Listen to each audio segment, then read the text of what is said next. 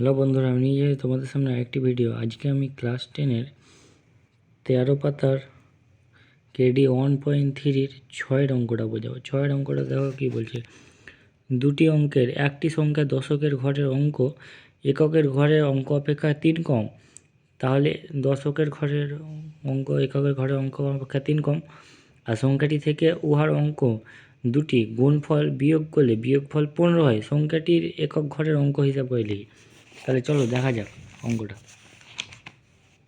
তাহলে সংখ্যাটি একক ঘরের অঙ্ক চেয়েছে, মানে একক ঘরের অঙ্কটা আমাকে ধরে নিতে হবে।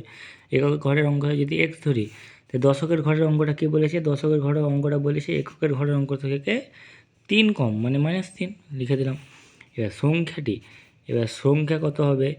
এই দশকের ঘরের সঙ্গে 10 গুণ আর এটা যোগ, তাহলে উত্তর এলো কত? 11x - 30।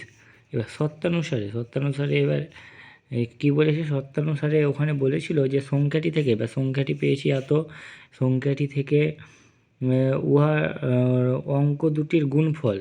এবার অঙ্ক দুটির গুণফল মানে এই এককের ঘরে দশকের ঘরের অঙ্ক দুটি গুণফলের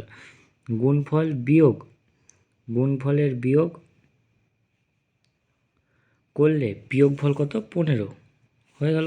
এবার আমরা উত্তর করে দেবো। এটাকে আমি এক্সের সাথে এটার ভিতরে ভরে নিলাম।